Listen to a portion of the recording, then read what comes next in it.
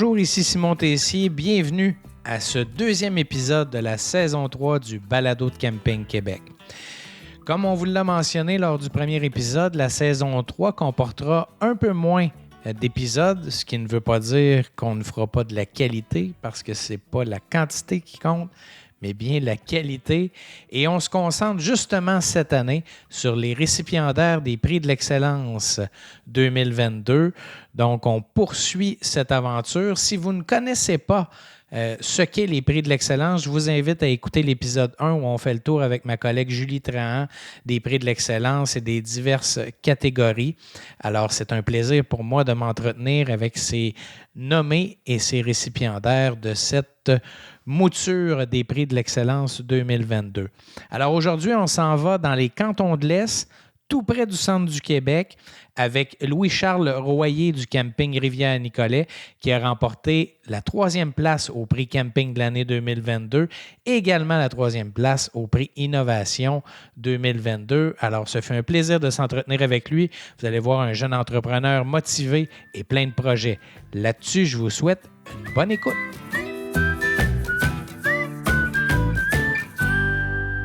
Louis-Charles Royer du camping Rivière-Nicolet, salut.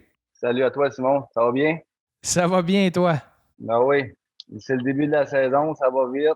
C'est 2 gros mois qu'on vient de passer en préparation. Là, on est content, là. Effectivement, nous, on enregistre, on est le 24 mai. L'épisode va être diffusé juin ou juillet. Là, on est en train de finaliser les ordres de diffusion. Mais effectivement, vous êtes en plein rush de début de saison. Parle-moi un peu de ton camping, Louis-Charles. Décris-moi-le. C'est dans quelle région? Il y a combien de sites? Qu'est-ce que vous avez comme activité? Nous autres, on est dans le canton de l'Est, tout près du centre du Québec. Fait que, on est un peu comme entre Montréal puis Québec, à 1 heure de Drummondville dans les terres. Le camping, c'est un camping. Moi, j'ai racheté dans le fond une petite base de plein air qui avait quasiment 10 chalets, pas loin de 10 chalets, que j'ai rénové. J'ai racheté ça en 2014. Puis là, par la suite, je suis arrivé avec, on s'est lancé vers vous, Camping Québec, hein, c'est un très gros moteur puis là, on a fait des sites de camping, toutes les parties de là. On a une clientèle 90% familiale. Avec le parc régional du Mont-Ham, il y a des couples qui viennent. Tu sais, là, j'ai quand même des couples, des jeunes couples, puis la saison des couleurs, ça va très bien. Mais c'est des gens j'ai pas de saisonniers, de permanents sur place. OK, c'est entièrement un camping vocation voyageur. Voyageurs, ouais. Fait que c'est des gens qui vont passer 2, 3, 5 jours. Puis on va rentrer du monde comme ça. Excuse-moi, il y avait un moustique. Ça fait partie de la réalité camping. C'est ça. Fait que tout l'été, il y a du monde qui vont rentrer, ils vont sortir. C'est sûr que les fins de semaine, là, ça se vaut beaucoup des fins de semaine, mais j'ai des gens dans la semaine. Puis on a beaucoup d'activités pour c'est vraiment conçu pour la famille. OK. De donner un répit à la famille, que les parents s'assisent, qu'il y ait vraiment de quoi pour les gens. Et bon, tu parlais, il y a 10 unités de prêt à camper, chalet, et ouais. Je crois qu'il y a 70 emplacements à vocation voyageur. Oui, on est rendu à 88. Ouais. Ah, ben là, moi, vous voyez, c'était le dernier bilan que j'avais. Donc, à 88, il y en a combien qui sont à service complet, 3 services? Comment ça se distribue? C'est vraiment, sont tous à 2 services, eau, électricité. Fait que ça va être eau, 20 ampères. Et j'ai du 30 ampères aussi. OK. Mais quand j'ai créé Camping, c'est tellement vaste. J'étais allé vraiment pour être capable de mettre du 20 ampères partout. J'ai certains sites qui ont 30 ampères, mais la plupart, c'est tout du 20 ampères. Fait que l'air climatisé marche pas, ou si t'enlèves tout, là, ça va marcher, mais les gens vont être capables de se débrouiller. Mais c'est sûr que la famille, aujourd'hui, tu arrives avec 2 adultes, 2 enfants sur un site de camping, c'est vraiment important, plus que dans les années 80, d'avoir de l'électricité. Avant ça, tout le monde était habitué, là. Oui, là, effectivement. Les gens qui sortent aujourd'hui, puis là, ils veulent de l'électricité. Est-ce que pour les campeurs qui seraient inquiets et qui disent « Ouais, moi, je veux me vidanger, tout ça, avez-vous une station de vidange ou il y en a une à proximité? » À proximité, il y en a une. OK. Fait qu'on fait affaire avec la municipalité. Fait que la municipalité, là, eux autres mais toute la région vont là. On a un camping à côté de chez nous, pas très loin. Eux autres aussi, ils vont là, dans notre municipalité, même s'ils sont pas de la même. Fait qu'on a un arrangement, puis ça va bien comme ça. Puis c'est sûr qu'une famille, tu sais, 2, 3 jours, là, sont corrects. Après ça, faut qu'ils s'en aillent ou bien faut qu'ils viandent ou qu'ils fassent de quoi. Mais dans le plan d'affaires, quand j'ai commencé, avec c'est très vaste, on allait porter de l'électricité. C'était un peu ça là, qu'on cherchait. Là.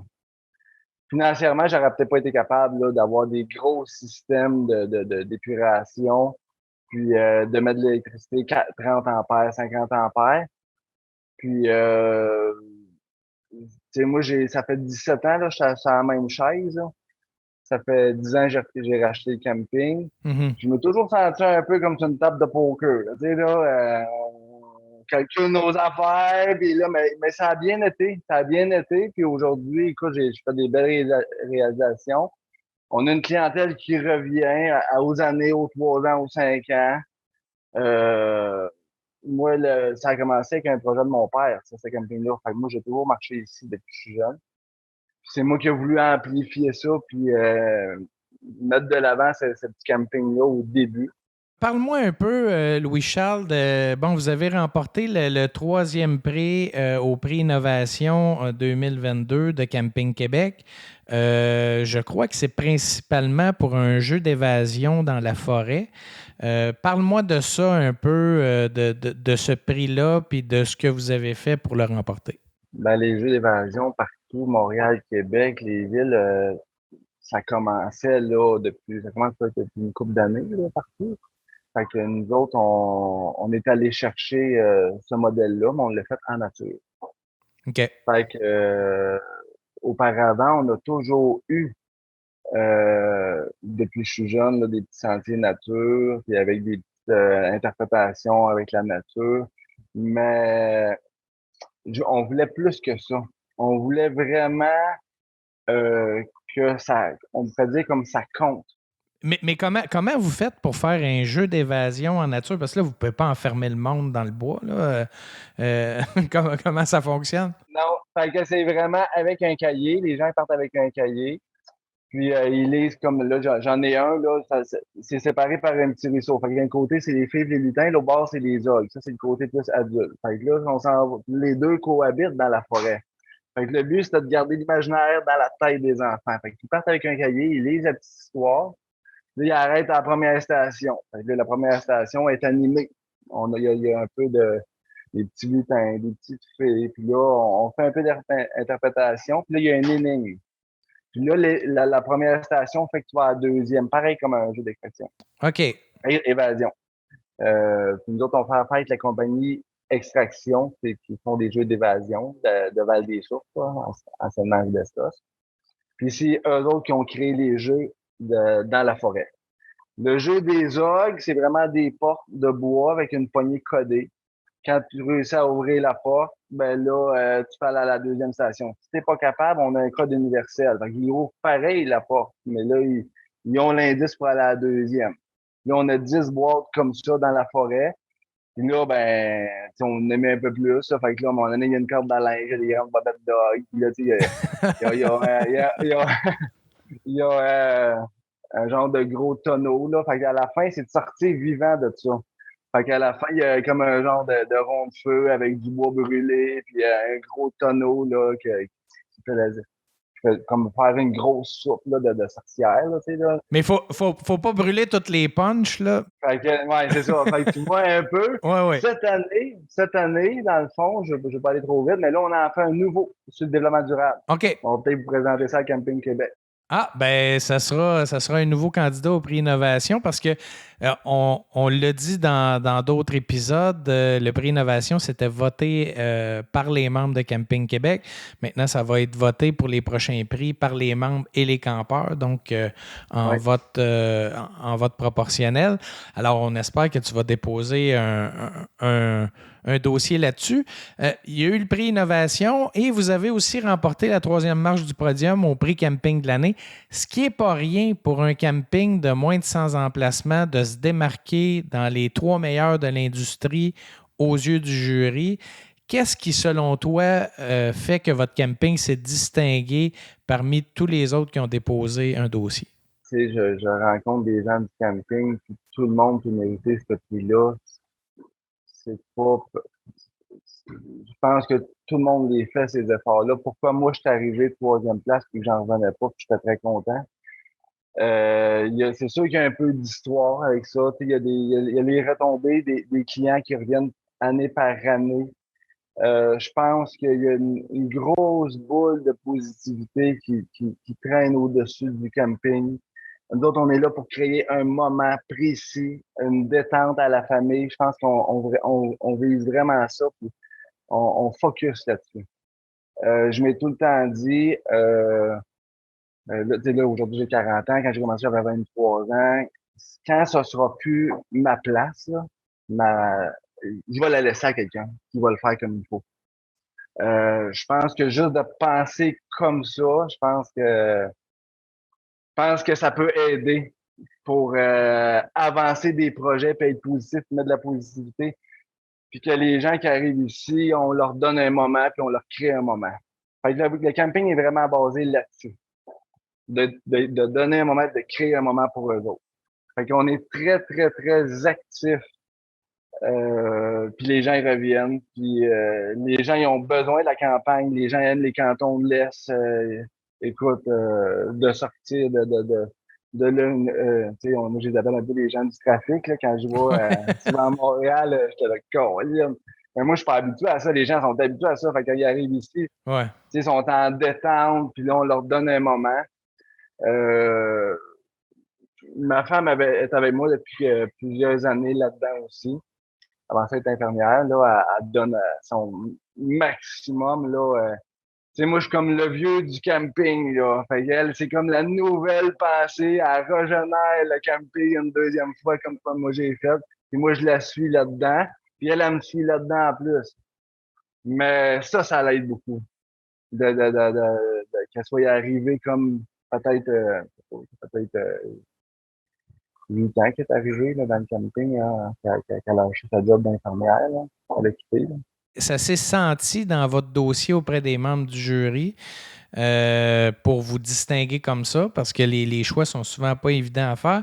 Est-ce que, bon, tu parles de ta conjointe, est-ce qu'il y a des projets dès cette année, en 2023, que vous avez sur la table ou à plus moyen terme, 2024, avez-vous déjà des choses qui sont en branle pour les prochains clients qui vont vous visiter? Ben, en octobre passé, on a créé un parc, on pourrait appeler ça une pataugeoire, qui est un carré à peu près par 50 par 60, où que les gens qui est annexé à la piscine, on a mis des jeux d'eau là-dedans, mais qu'il va y avoir quand même un 20 cm d'eau là-dedans. OK. Puis il va y avoir une partie adulte où les gens vont être assis, les pieds dans l'eau. Fait que là, on ouvre ça, là, cette semaine, là. Fait que là, on a fait ça. Puis là, il y a le développement durable. Là, on est allé vraiment parce qu'on a fait des tables avec Camping Québec au niveau des poubelles, de la gestion des déchets, puis tout ça. Là. Fait que là, on va vraiment on fait un jeu d'extraction, là, des jeux d'évasion, là, qui est vraiment basé sur le développement durable, mais que dans le fond, c'est l'enfant qui va éduquer le parent à bien OK. faire. Tu sais, fait que c'est basé là-dessus. Puis on ouvre quelques sites, 30 quelques nouveaux sites. Que l'année passée, oui, il était là, mais il n'était pas tout à fait prêt. Puis on a attendu parce que on a eu un problème d'électricité d'Hydro-Québec. Là. Le branchement a pris un an. Depuis le COVID, là, tout est très long. Oui, c'est long. Fait que, en tout cas. Fait qu'on est toujours en projet. On est toujours en projet. Je ne sais pas quand on va arrêter les projets.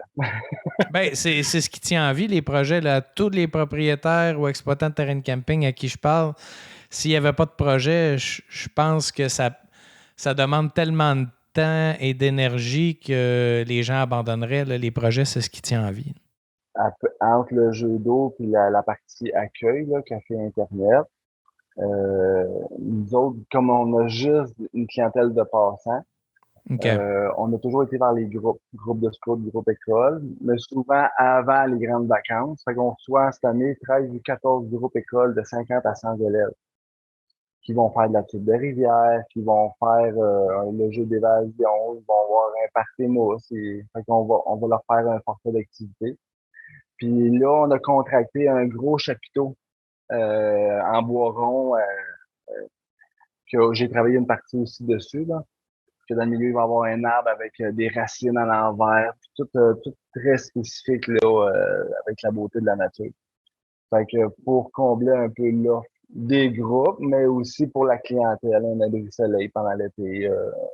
On a une petite crèmerie, là, on fait de la crème glacée, molle. Fait que ça va combler l'offre du camping au complet avec ça. Ben, écoute, Louis-Charles, je pense que c'est très intéressant pour cet été puis les années à venir. Tu es un entrepreneur qui est extrêmement motivé et motivant. Alors, si les gens veulent voir un camping différent, parce que oui, je pense que c'est différent que ce que plusieurs autres campings offrent, ben, on les invite à se déplacer. Là, on dit c'est canton de l'Est, mais c'est presque centre du Québec. Donc, vous êtes central au Québec pas mal. Alors, je les invite à se déplacer et aller te saluer, faire ta connaissance parce que j'ai l'impression que tu es souvent, presque tout le temps sur le site. Alors, ça sera une belle occasion de faire ta connaissance. C'est sûr, écoute, je les attends. Merci à toi. Ben, bonne saison. Bonne saison à toi, Louis-Charles, et à ta conjointe. Puis on vous souhaite le meilleur pour la suite. Puis merci à vous autres, Camping Québec. Vous faites un job exemplaire. Puis ça a toujours été très apprécié et très soutenu. Vous nous soutenez. Je vous remercie. Merci, Louis-Charles. C'est apprécié. Ça fait chaud au cœur. Au plaisir. Bye-bye.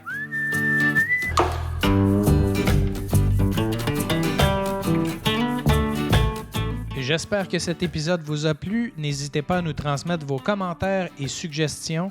Je vous invite également à nous laisser une belle note de 5 étoiles sur Apple Podcast. Le lien est dans la description de l'épisode.